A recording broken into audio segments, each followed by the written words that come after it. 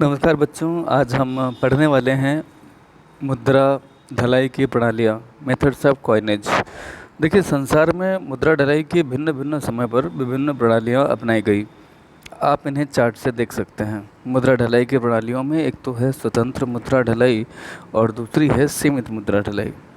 स्वतंत्र मुद्रा ढलाई जो होती है वो निःशुल्क हो सकती है और सशुल्क भी हो सकती है।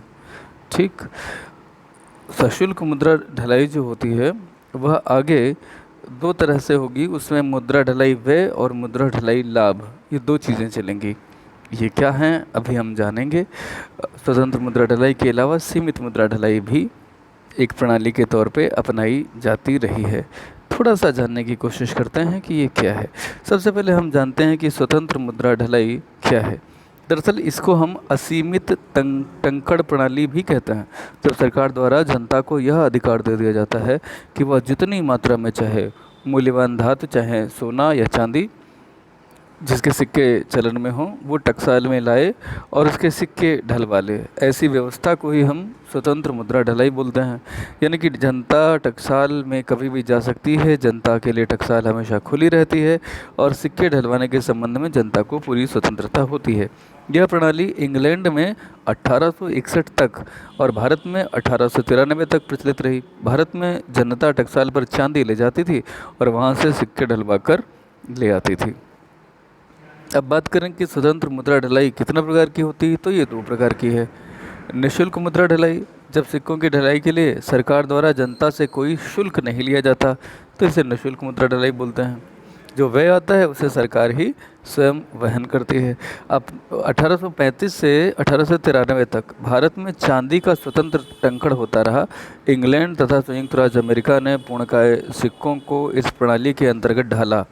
यह प्रणाली अब किसी भी देश में प्रचलित नहीं है।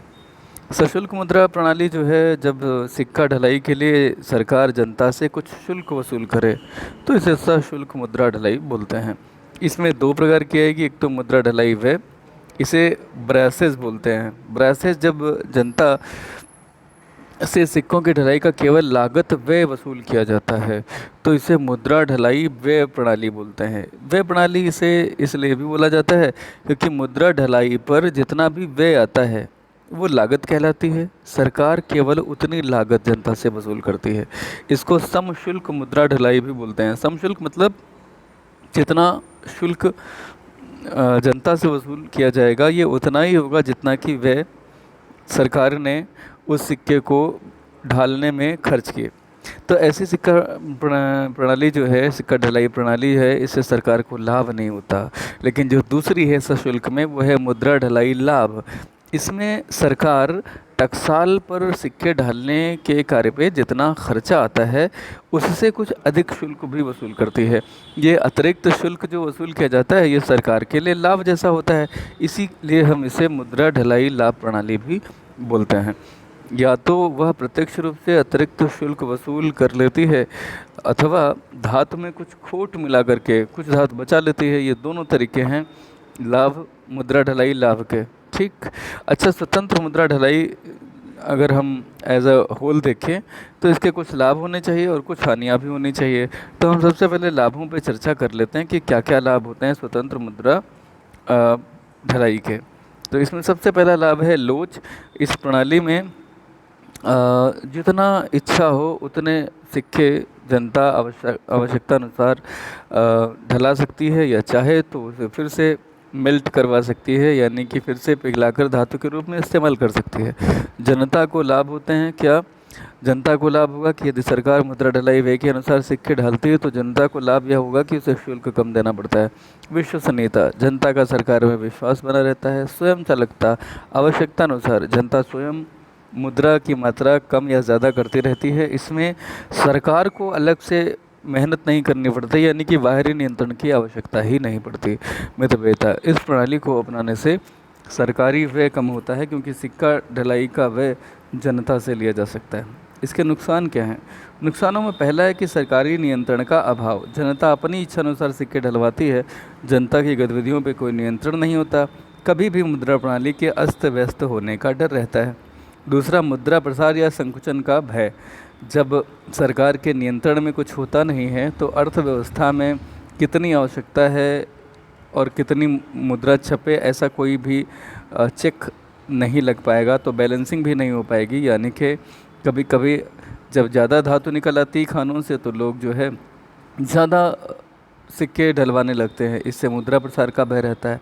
और कभी कभी अगर खानों से धातुएं कम निकलें तो मुद्रा संकुचन की स्थिति होने की संभावना रहती है। जनता को इसमें हानि भी होती है, क्योंकि कभी कभी स्वतंत्र मुद्रा ढलाई में अगर सशुल्क है तो उसमें व्यय, और कभी कभी व्यय से भी कुछ बढ़ करके सरकार वसूल करती है, जिससे जनता को हानि होती है। सरकारी काम का बढ़ना, जनता प्रायः पुराने सिक्कों को गलाकर उसके लिए नए सिक्के ढलवाती रहती है, इससे सरकार की टकसालों पर काम बढ़ता चला जाता है। तो ये थी स्वतंत्र मुद्रा ढलाई। अब दूसरा है सिक्का ढलाने की प्रणाली में सीमित मुद्रा ढलाई। इस प्रणाली में जनता को अपनी बहुमूल्य धातु के बदले सिक्के ढलवाने का अधिकार नहीं होता। सिक्का ढलाई का कार्य पूरी तरह से सरकार के हाथ में होता है। सरकार देश की आवश्यकता अनुसार सिक्के ढलवाती है। प्रतिबंधित मुद्रा ढलाई भी इसीलिए हम इसको बोलते हैं। ये प्रणाली आजकल विश्व के लगभग सभी देशों में अपनाई जा रही है। भारत में भी हर्शैल समिति के सुझाव पर इसे 1893 से अपनाया गया हुआ है। ठीक है, तो आपको इतनी बातें समझ में आई होंगी, मुझे उम्मीद है। अब हम बात करते हैं सीमित मुद्रा ढलाई के लाभ क्या हैं, फिर हम दोष जानेंगे। तो सीमित मुद्रा प्रणाली जो है, सीमित मुद्रा ढलाई प्रणाली जो है, इसमें सबसे पहले लाभों में है कि जैसी आवश्यकता होगी उसी के अनुसार मुद्रा की ढलाई होगी। देखिए, मुद्रा ढलाई, सिक्का ढलाई का अधिकार सरकार के पास होता है, और सरकार जानती है कि देश में मौद्रिक आवश्यकताएं कितनी हैं। वो अनुमान लगाती है, तो वो उसी के अनुरूप सिक्कों में कमी या वृद्धि कर लेती है। ठीक, सरकारी नियंत्रण रहता है, तो सरकार के हाथ में रहता है, इससे जनता कभी भी मनमानी नहीं कर सकती। मूल्य में स्थिरता, क्योंकि सिक्कों की ढलाई देश की आवश्यकताओं के अनुसार होती है, इसलिए मुद्रा प्रसार या मुद्रा संकुचन का भय नहीं रहता। लेकिन इसके कुछ दोष भी हैं। पहला है मुद्रा प्रसार का भय। अभी आप ऊपर पढ़ रहे थे कि मुद्रा प्रसार का कोई भय नहीं रहता, लेकिन अब आप नीचे पढ़ रहे हैं कि भय रहता है। तो अगर वो बातें हों तो बिल्कुल भय नहीं रहेगा जो होनी चाहिए, और अगर वो बातें हो जाती हैं जो नहीं होनी चाहिए तो मुद्रा प्रसार का भय हो सकता है। तो कौन सी बातें हैं जो नहीं होनी चाहिए, जो हो जाती हैं, ज़रा सा समझें।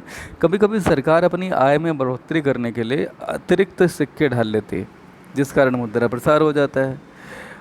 मुद्रा की कमी भी कभी कभी हो सकती है। अगर सरकार देश में अर्थव्यवस्था में जो मौद्रिक आवश्यकताएं हैं, यानी कि मुद्रा की जितनी आवश्यकता है उसके प्रति जागरूक ना हो, थोड़ी सी लापरवाही हो जाए, तो देश में किस समय कितनी मुद्रा चाहिए, अगर यही नहीं पता चला, तो मुद्रा की अगर कमी पड़ जाए तो अर्थव्यवस्था में मंदी का डर रहता है। सरकार का एकाधिकार, चूँकि सिक्का ढलाई पर सरकार का एकाधिकार होता है, तो इससे जनता की स्वतंत्रता जो है वह समाप्त हो जाती है।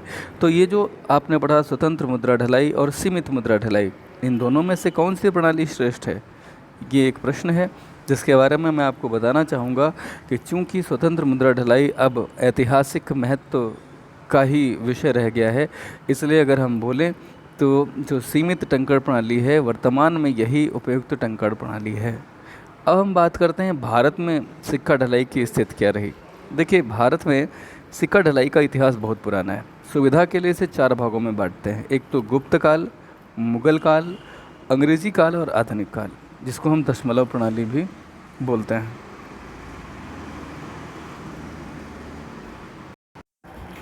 देखिए, भारत में सिक्का ढलाई में सबसे पहले आता है गुप्त काल। मोहनजोदड़ो और हड़प्पा की खुदाई से विभिन्न प्रकार के सिक्के मिले। इस बात का प्रत्यक्ष प्रमाण है कि प्राचीन काल में भी देश में टंकण कला अस्तित्व में थी।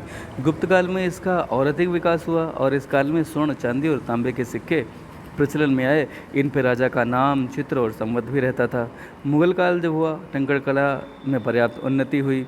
चांदी के सिक्के प्रचलन में थे, राजा का नाम और धार्मिक उपदेश वगैरह हुआ करता था। बाद में इल्तुतमिश का शासन आया, जिसमें 173 ग्रेन की चांदी के सिक्के ढाले गए। अरबी में अंक लिखे होते थे। शेरशाह ने दाम और अकबर ने दमड़ी और जीतल नाम के सिक्के चलाए। अंग्रेज़ों के काल में क्या हुआ, ईस्ट इंडिया कंपनी भारत में शासन कर रही थी। विभिन्न भागों में 994 प्रकार की मुद्राएं उस समय प्रचलन में थी। 1818 में प्रमाणिक सिक्के चलाए गए। 1835 में भारतीय सिक्का ढलाई अधिनियम को पारित कर दिया गया, और इसके अंतर्गत देश में चांदी के प्रामाणिक सिक्के चलाए गए। इनका वजन जो था वो 180 ग्रेन था, 1 तोला चांदी। 165 ग्रेन चांदी हुआ करती थी और 15 ग्रेन खोट मिलाते थे ताकि चांदी जो है वो टूट ना जाए, उसको मजबूत करने के लिए ये 15 ग्रेन खोट मिलाया जाता था। उन दिनों स्वर्ण के सिक्के भी थे प्रचलन में। स्वर्ण और चांदी के सिक्कों का अनुपात 15:1 हुआ करता था। 1835 से 1893 तक स्वतंत्र मुद्रा ढलाई प्रणाली प्रचलन में रही। 93 में हर्षैल समिति आई, उन्होंने कहा कि सीमित मुद्रा प्रणाली को अपनाया जाए, ऐसा हुआ भी। हम बात करें कि 1936 का जो एक विधान आया जिसके अंतर्गत पीतल और गिलेट के सिक्के भी ढाले जाने लगे। 1940 में चांदी महंगी हो गई, इसके कारण 135 ग्रेन की मात्रा को घटा करके 90 ग्रेन कर दिया गया। ठीक है, तो अब 90 ग्रेन हो गया क्योंकि 180 ग्रेन का कुल वजन था। 90 ग्रेन चांदी, 90 ग्रेन खोट। 1946 में देश में रुपया, अठन्नी, चवन्नी इनके गिलेट के सिक्के आने लगे। 47 में भारतीय रुपये ने से चांदी की मात्रा को पूरी तरह से ख़त्म कर दिया गया और विशुद्ध गिलेट के सिक्के चलन में आ गए। 1950 में सिक्कों पर प्रजातंत्र का प्रतीक अशोक चिन्ह बनाया जाने लगा। 31 मार्च 1997 तक चौका प्रणाली चलती थी जिसमें चवन्नी, अठन्नी, 16 आने 1 रुपये में हुआ करते थे। बाद में यानी कि कुल मिला के 64 पैसे हुआ करते थे एक तरह से, और 16 आने होते थे। अब क्या हुआ, 1957 1 अप्रैल से देश में दशमलव प्रणाली आ गई। इसको आधुनिक काल कहा जाता है। अब 1 रुपये को 100 भागों में बांट दिया गया। 1 भाग 1 पैसा कहलाया गया। इसे नया पैसा कहा गया। बाद में नए पैसे के आगे से नया शब्द हटा लिया गया। तो अभी फ़िलहाल देश में 1 रुपये, 2 रुपये, 5 रुपये, 10 रुपये, 20, 25, 50 तथा 100 पैसे के सिक्के, उस समय 3 पैसे का भी सिक्का था, ये सब पैसे हैं। इस पैसे के इन डिनोमिनेशन के पैसे चलते थे।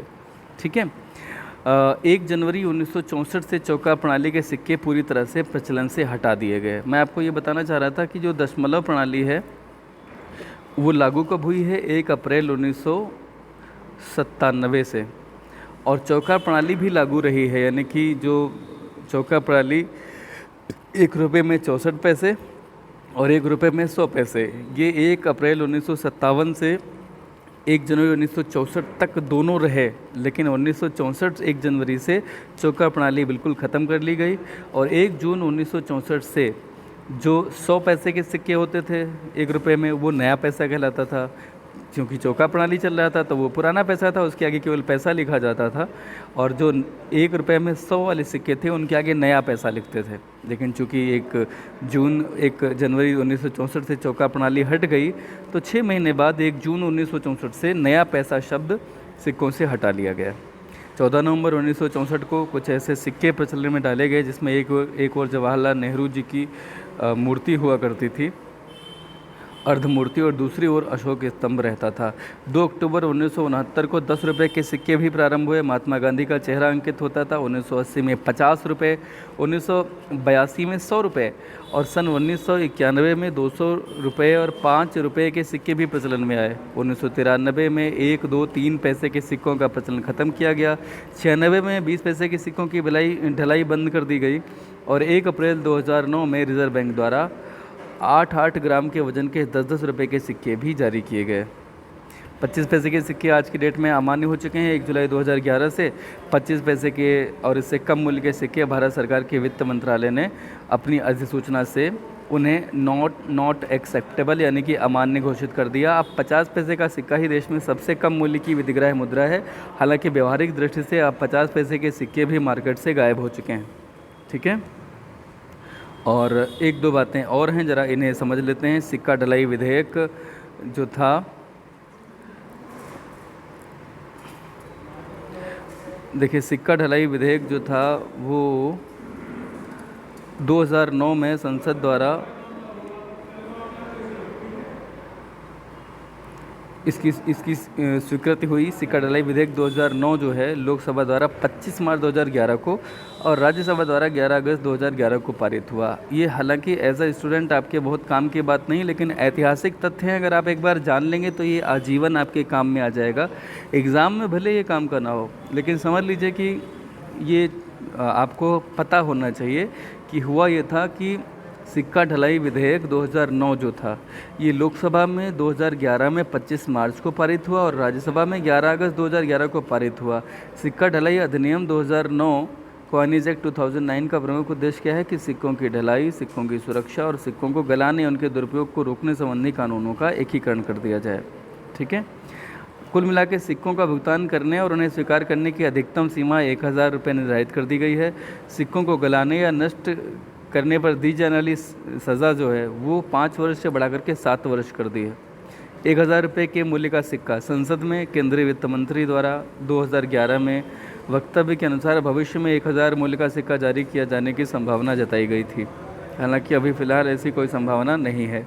रुपए के प्रतीक चिन्ह वाले सिक्कों की श्रृंखला जारी कब से हुई, अगर आपको जानना है तो आप जान लीजिए कि सबसे पहले ये जो चिन्ह होता है रुपए का, इसकी श्रृंखला जारी की गई 50 पैसे, 1 रुपये, 2 रुपये, 5 रुपये और 10 रुपये मूल्य के सिक्कों को केंद्रीय वित्त मंत्री ने 8 जुलाई 2011 को नई दिल्ली में जारी किया। इन सिक्कों की ढलाई security printing and minting corporation of India, इसे याद कर लीजिएगा, security printing and minting corporation of India. जी हाँ, सिक्योरिटी अलग है, फिर printing and minting corporation of India SPMCIL द्वारा जारी किया गया। रुपए का प्रतीक चिन्ह जो है अब वो कीबोर्ड पे भी उपलब्ध होने लगा है। इसके लिए आपको करना क्या होगा, Alt Ctrl +4 अगर आप एक साथ करेंगे तो आपको ये रुपए का चिन्ह अपने आप दिखने लगेगा माइक्रोसॉफ्ट वर्ड में। ठीक है, आज के लिए फ़िलहाल इतना ही। आप सभी का बहुत बहुत